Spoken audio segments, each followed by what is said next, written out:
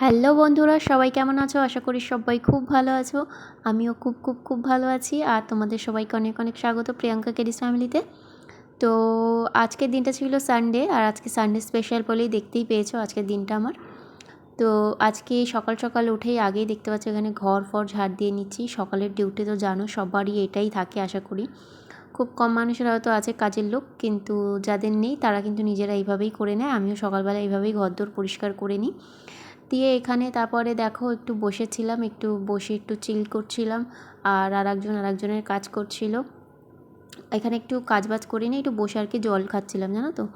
আর তারপরে নিচে চলে যাই। নিচে আজকে যেহেতু রান্নাবান্না করতে হবে, এক মানে আজকে বলে না, এতো প্রত্যেক দিনই করতে হয়, বাট আজকে একটু স্পেশাল ভেবেছিলাম মেনুটা করব, সেই জন্য আর একটু তাড়াতাড়ি সকাল সকাল উঠে একটু চলে এসেছিলাম নিচে রান্নাবান্না করতে।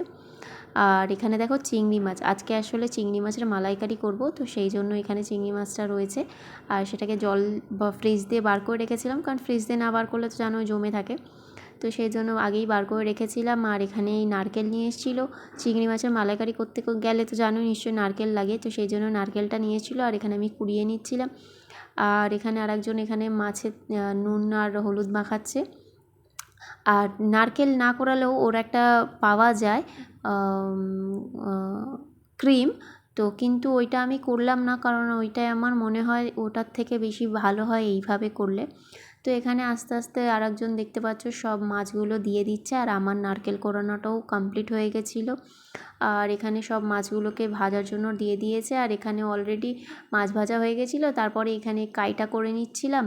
আর এখানে দেখো আমি কাজ করতে করতে আর কি তখন টিফিন করছি।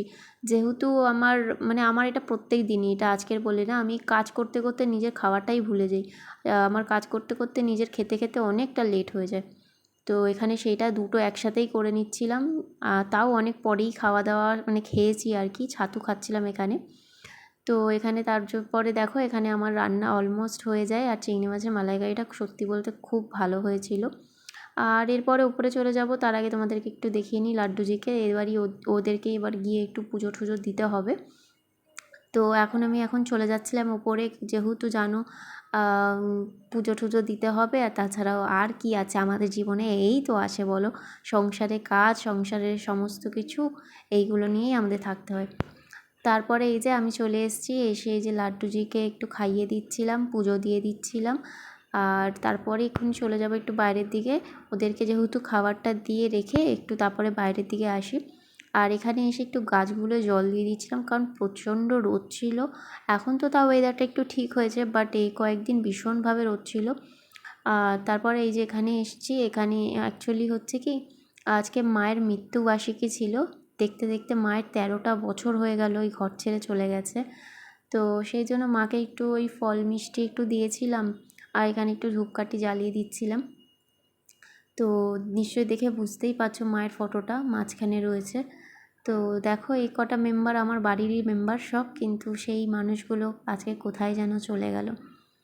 তো এখানে আমি তারপরে দিয়ে একটু গুছিয়ে টুছিয়ে নিচ্ছিলাম, নিয়ে তারপরে আর কিছু ভালো লাগছিল না। দিয়ে এইবারে কতক্ষণে একটু আমি সব কিছু যেহেতু হয়ে গেছিলো, তারপরে আর ইচ্ছা করে না আর কিছু করতে।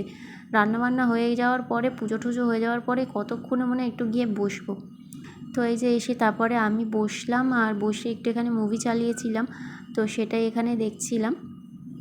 আর এখানে দেখছিলাম, তারপরে আমরা কিছুক্ষণ বসে কিছুক্ষণ রেস্ট ফেস্ট করেই তারপরেই আবার চলে যাই নিচে সবাই মিলে খাবার খেতে। শ্বশুর, আমি, আমার বর দেখতে পাচ্ছ সবাই মিলে খাচ্ছি। আর এখানে তারপরে ঘুম থেকে উঠে পড়েছিলাম, উঠে তারপরে এখানে আবার সন্ধে দিতে এসেছিলাম, গোপালকেও ঘুম পাড়াতে হবে। তো এখানে সন্ধে টন্ধে দিয়ে একটু গোপালকে খাইয়ে ঠাইয়ে নিয়ে তারপরে পুজো টুজো করে নিয়ে তারপরে ওকে শোয়াবো। তো তার আগে একটু আবার বাইরে গেছিলাম। আর বাইরে দেখো এখানে গাছগুলো এখন ফুল হচ্ছে, কম বেশি হচ্ছে। আর এই দিকটা দেখো, এদিকে যে বাড়িটা দেখছো না, এই বাড়িটা না আমাদের আর কিছুদিন পরে ভাঙা হবে, এখানটা একটা ফ্ল্যাট উঠবে। আর এই দিকটা দেখবে, এই দিকটা হচ্ছে একটা পুকুর আছে, অ্যাকচুয়ালিতে ওটা পুকুর না, অ্যাকচুয়ালিতে এটা সুইমিং পুল করবে বলে এটাকে কেটেছে। তো সেই জন্য মনে হচ্ছে ওটা দেখো জল জমে গেছে বলে মনে হচ্ছে ওটা পুকুর হয়ে গেছে।